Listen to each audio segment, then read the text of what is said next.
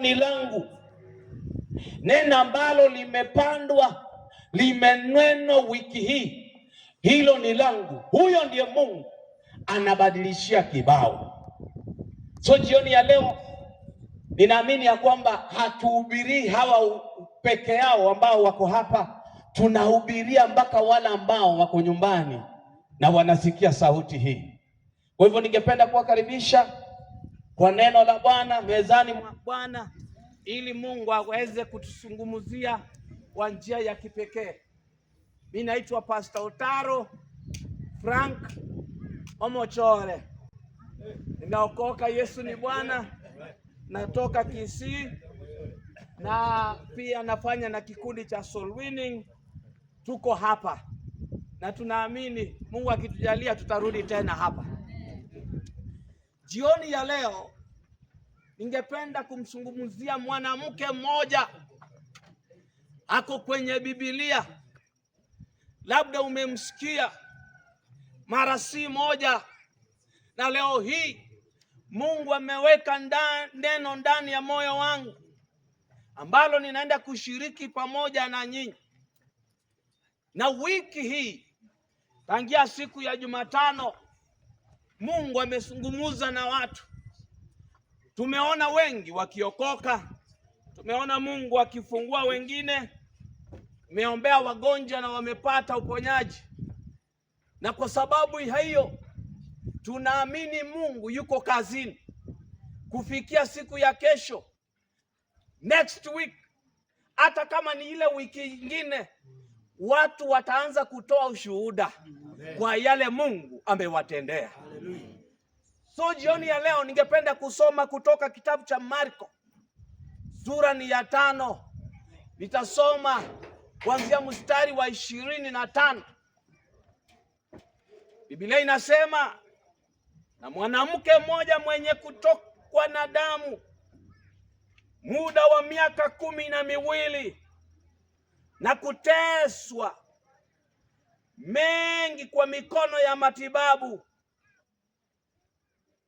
amegharimia vitu vyote alivyo navyo, kusimfae hata kidogo, bali hali yake ilizidi kuwa mbaya. 27. Aliposikia habari za Yesu, alipita katika mkutano kwa nyuma, akaliguza vazi lake. 28. Biblia inasema, maana alisema, nikiyaguza mavazi yake tu nitapona. 29. Na nitamalizia hapo. Mara chemichemi ya damu yake ikakauka, naye akafahamu mwilini mwake kwamba amepona msiba wake. Tupigie Yesu makofi mazuri.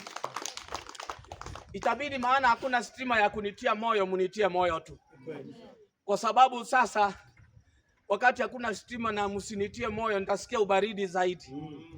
Jioni ya leo ningependa kumzungumzia huyu mwanamke aliyekuwa anatokwa na damu kwa miaka 12, akiwa katika hali mbaya.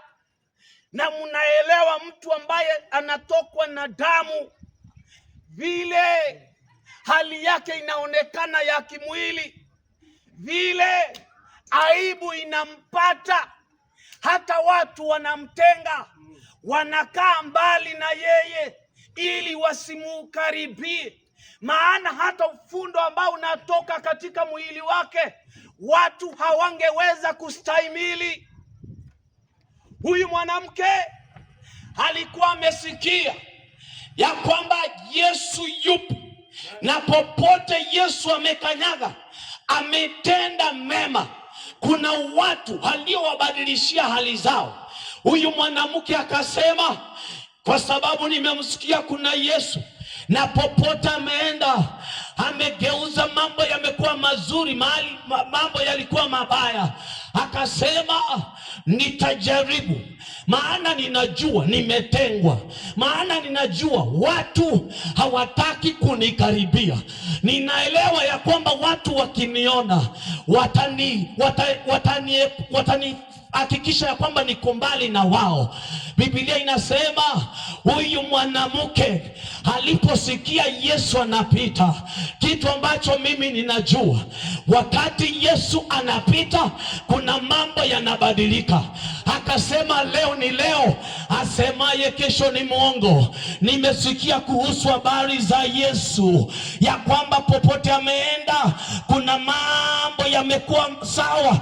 Hata mimi kwa hali yangu hii ninaelewa, nikiguza tu Yesu, hata kama hata niona kwa macho, hata kama hata nitazama, hata kama sitainua mkono nione, niguze tu vazi lake. Huyu mwanamke akaenda na imani hiyo, akiwa na penya katikati ya watu. The Bible says akahakikisha ya kwamba ameliguza vazi la Yesu. Kitu ambacho alikuwa anataka ni kuguza tu vazi. Alikuwa na imani ya kwamba vazi la huyu ambaye ninaenda kuliguza, mambo yanaweza badilika. Biblia inasema ya kwamba alipokaribia Yesu na kuliguza vazi lake, mara that damu ikakauka. Sema amina. Jioni ya leo tumemuleta Yesu huyo, maana habadiliki. Yeye ni yule jana, leo na hata milele. Hizo ndizo habari tumekuja kuwatangazia watu wa Almatasia, ya kwamba huyo ndiyo Yesu tumewaletea, ya kwamba ukimpokea huyo Yesu, haijalishi uko katika hali gani, haijalishi umetengwa kiasi gani, haijalishi umepita hospitali ngapi. Biblia ilisema huyu mwanamke alikuwa amepita hospitali mbalimbali akitafuta msaada. Haikuachia hapa. Biblia ikasema ya kwamba aliuza chochote alikuwa nacho.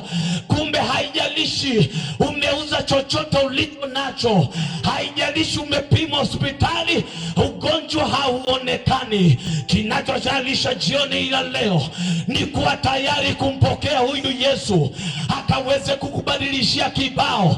Ni kuwa tayari kuguza vazi la Yesu kupitia kwa imani, mambo yakabadilike. Huyu mwanamke akiwa ametengwa, labda watu hawakumuelewa, wengine walimtenga, alikuwa amewekwa kwa kando kwa sababu ya hali yake, kwa sababu ya ufundo ambao ulikuwa unatoka katika mwili wake, damu kila siku. Hali hiyo ni ngumu. Ninapomtafakari mwanamke huyu, alikuwa anapitia kipindi kigumu. Huyu mwanamke alikuwa ametengwa mbali na watu, maana watu hawangekula pamoja naye, maana yeye ako katika hali mbaya. Damu inapotoka mtu ni hali mbaya, huyu mtu anakuwa.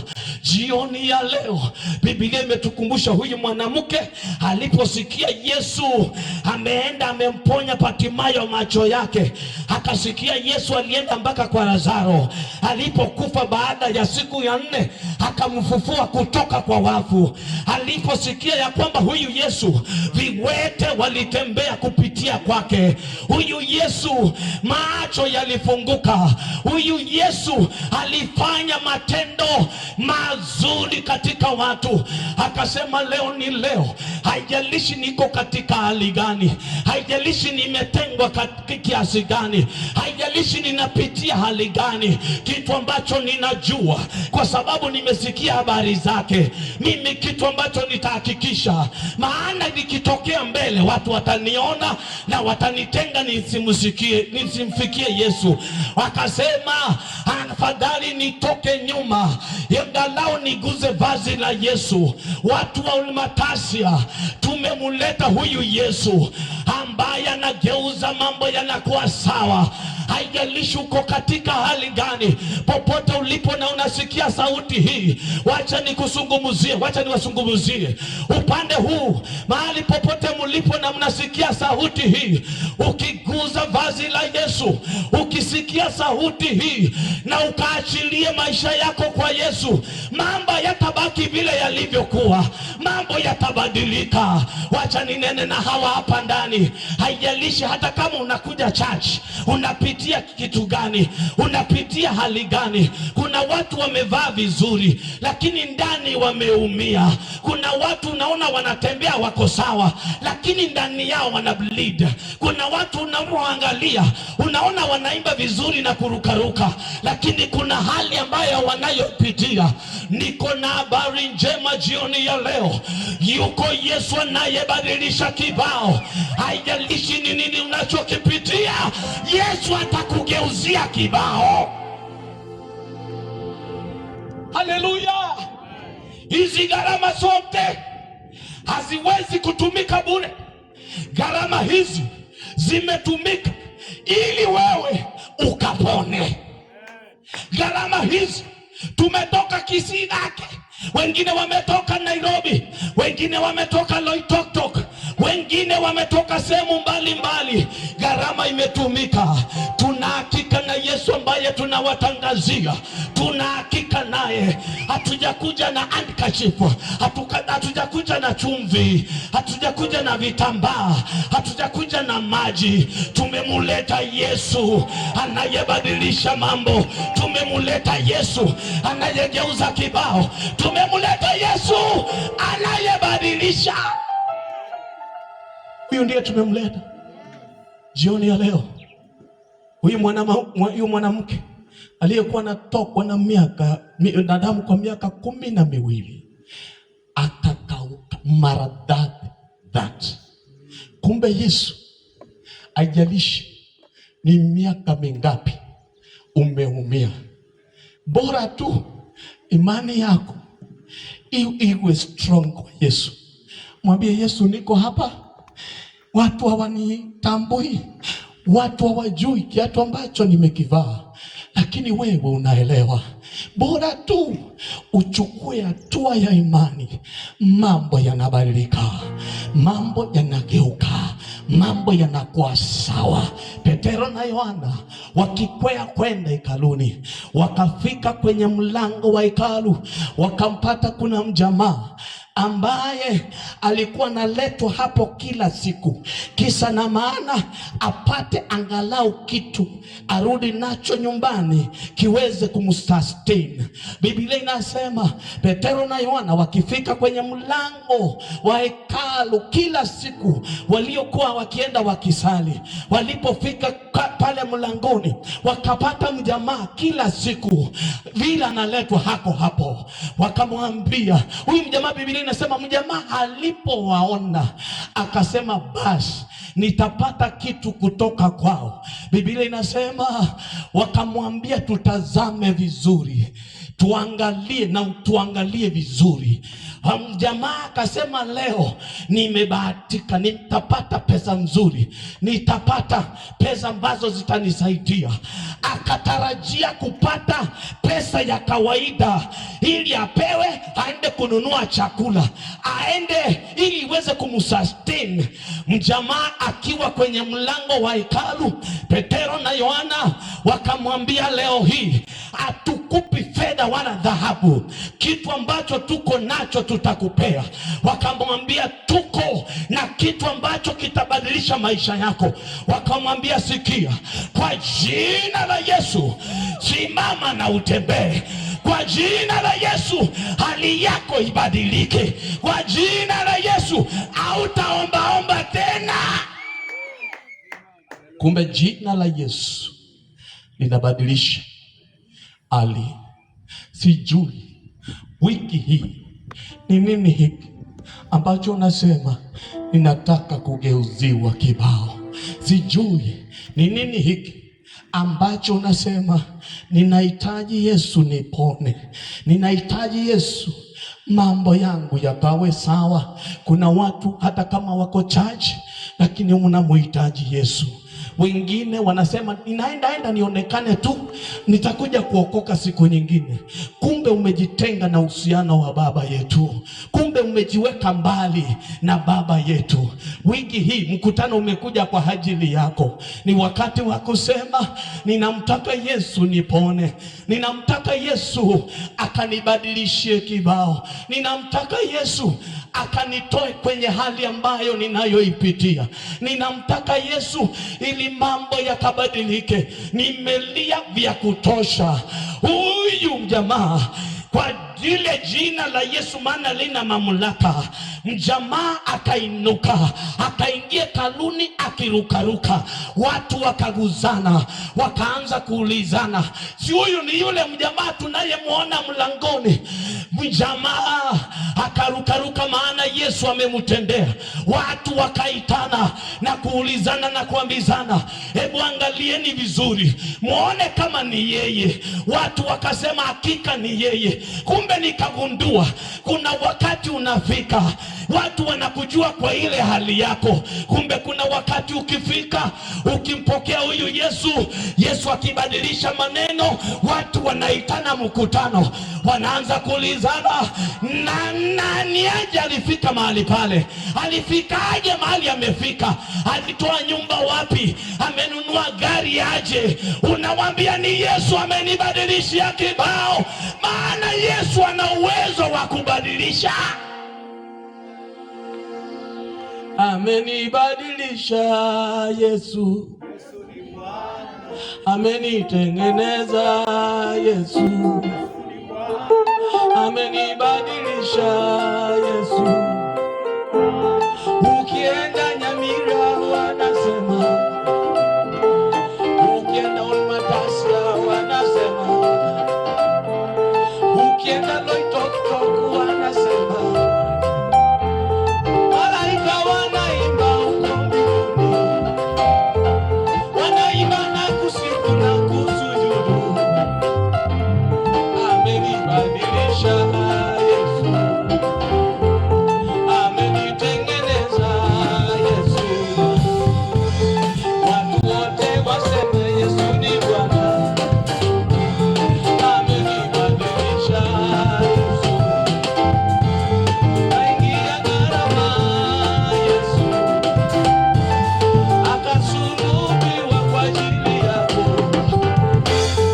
alifa kwa ajili yako, alipata njia iba kwa ajili yako, alisulubiwa kwa ajili yako. Oh, malaika wanaimba huko mbinguni, wanaimba na kusifu na kusujudu. Amenibadilisha Yesu, amenitengeneza Yesu. Sikia, wengine mahali tumefika sasa hivi ni Yesu alisikia tulipopeana maisha yetu kwake, hatukubaki vile tulivyokuwa. Kumbe dawa ni Yesu, dawa pekee ni Yesu. Ninaamini kuna mahali sauti hii inasikika, unanielewa? Hatuwezi piga sauti hii bila kuashua na Yesu ambaye tunayemtumikia. Tuko na uhakika yule ambaye alisimama na Shadraka, Meshaki na Abednego wakati wamerushwa kwenye tanuru ya moto iliyokuwa imewashwa mara 7. Huyu ndiye tumewaletea jioni ya leo, wakiwa katikati ya moto, wakiwa katikati ya moto, na mfalme anawachungulia haone vile wanateketea. Yesu akashuka mwenyewe.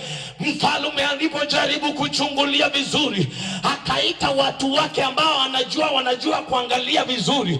Akasema, tuliwatupa vijana 3 ndani ya moto, lakini kitu ambacho nimeshangaa, sijui kama ni macho yangu yananidanganya, nimeona kuna mtu wa 4 kati yao.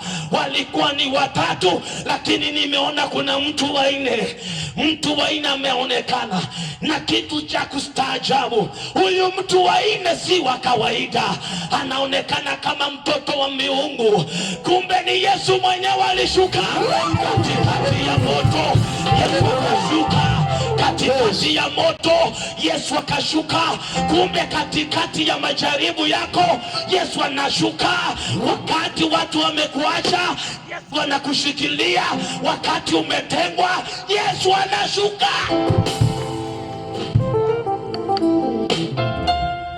Kutembea na Yesu ni furaha, kutembea na Yesu ni furaha.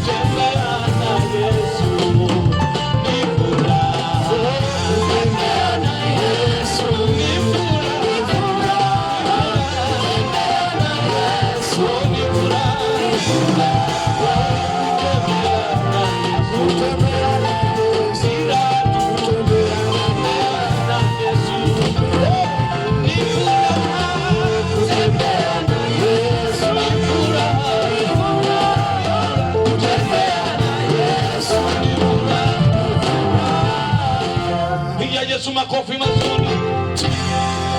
Salimia jirani, mwambie Yesu ni mtamu. Mwambie Yesu ni mzuri. Yesu ni mzuri. Piga Yesu makofi na shangwe.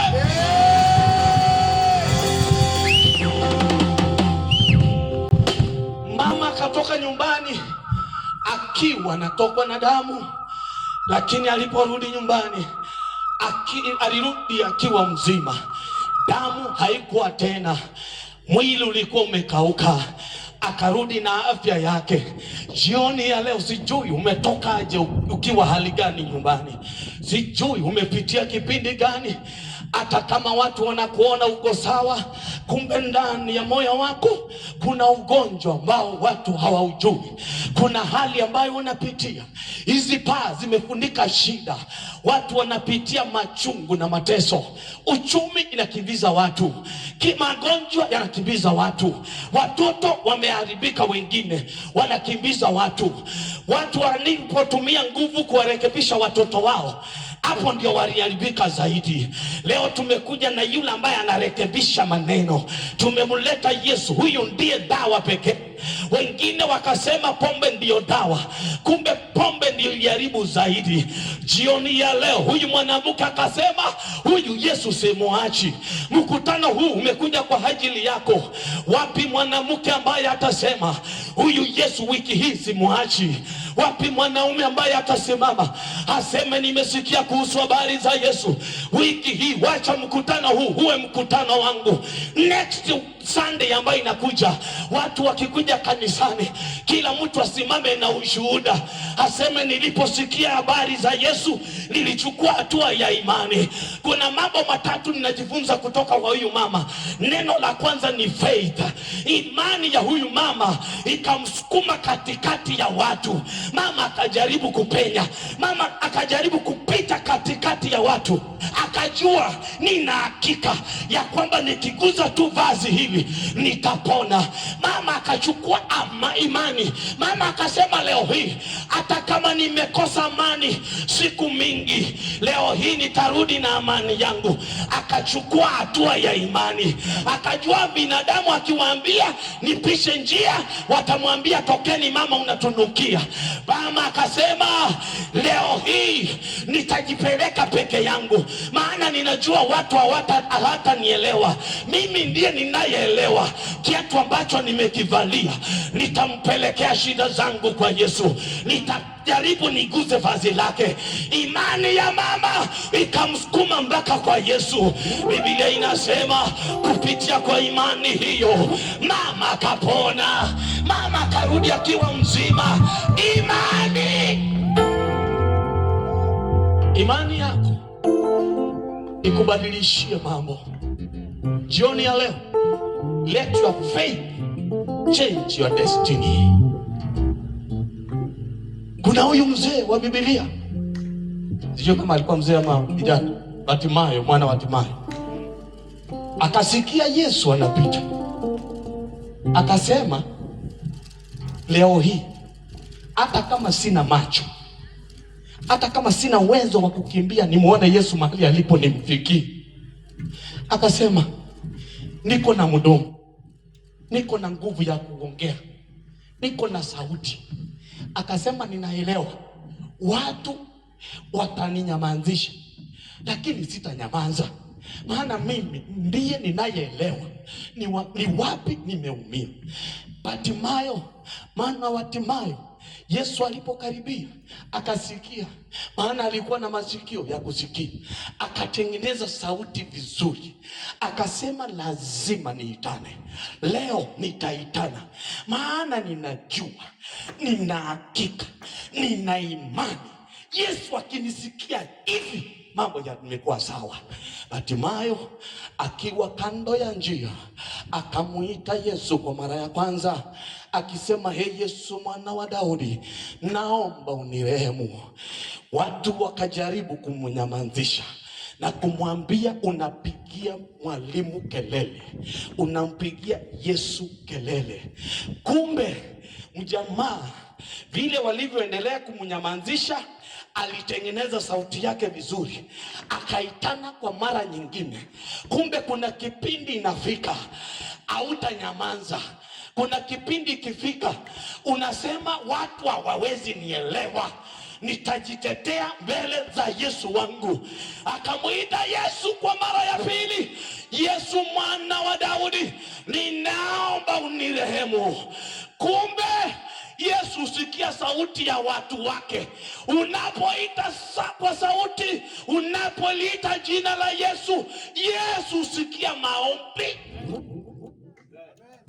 Hebu salimia mtu, mwambie Yesu husikia maombi. Mwambie don't give up. Mwambie don't give up. Mwambie usikufe moyo. Akamuita. Alipomuita, Yesu akasikia sauti. Aliposikia sauti, akawaambia, muiteni aje. Wale ambao walikuwa wanamnyamazisha, hao ndio wanamwambia, by the way, jipe moyo, umeitwa. Wale ambao wamekuwa wakikunyamazisha, wale ambao wamekuwa wakikukanyagia, wale ambao wamekuwa wakifunga njia zako, hao ndio watakao kuletea barua wakwambie umeitanwa. Kwa sababu ya nini? Wakati wa Yesu ukifika, mambo yanabadilika. Piga Yesu makofi mazuri. Alipofika kwa Yesu, ninapomalizia, Yesu akamuuliza, unataka nikufanyie nini? Hatimaye akamwambia, mimi sihitaji mambo mengi tu. Kitu ambacho ninataka, macho yangu yakaone. Yesu akamwambia, your faith, imani yako imekuponya. Mara that hatimaye akafunguka macho. Kumbe your faith inaweza kukubadilishia maneno yawe salama. That is point number 1. Point number 2, sema kutokwa na damu kwa yule mwanamke. Hayo ni mambo matatu tumejifundisha kutoka kwa huyu mwanamke. Ya kwanza ni faith. Ya pili ni kitu ambacho tunaita aliondoa aibu yote. Yaani hakuona nikitokea kwa watu nitanuka. Hakujanisha hiyo, hakujali, maana anajua hii ndio nafasi ya kipekee ambayo niko nayo, na nisipoitumia vizuri basi nitabaki vile nilivyo. Kuna watu wengine mambo mengine umekuwa na aibu. Wengine wanasema nikiomba mpaka nivie watu watashangaa. Wengine wanasema nikieleza bishop ataniona namna gani. Haya mateso ambayo niko nayo, nikimweleza mama bishop atanionaje? Kumbe kuna kipindi inafika, inabidi waachilie aibu, useme lazima hii nikaweze kumuudhisha askofu wangu aniombee ili mambo yakabadilike. Hiyo ni jambo la pili. Number 3, sema huyu mwanamke alisema hata kama kuna watu, hata kama hakuna space ya kufikia Yesu, nitahakikisha nimepita katikati yao. Nitahakikisha. Basi leo ni leo. See, I don't want to lose this opportunity. Maana this opportunity will never come back again. Akajua nikipoteza hii nimepoteza. Mama akahakikisha ya kwamba despite watu walikuwa wengi, hata kama umati wa watu ulikuwa watu wengi, akasema nitahakikisha. Kumbe kuna kipindi nafika unasema hata kama wamenisengenya simwachili Mungu, nitahakikisha nimemtumikia Mungu katika siku zangu zote za maisha yangu. Unasema hata kama wamesema sauti yangu haiko kwa kwaya, nitajaribu niimbe na ile mbaya, angalau na Mungu anisikie. Unasema hata kama walisema nilipowekwa jikoni nilikula nyama, unasema imefika wakati siachili, unaendelea kusukuma. Kumbe kuna wakati utaki kusikia sauti za watu wengine, unataka kusikia ni nini Yesu anasema kuhusu maisha yako.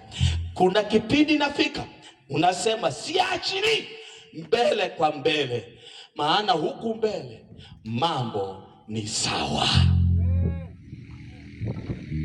Alo, hebu salimia mtu, mwambie mbele kwa mbele.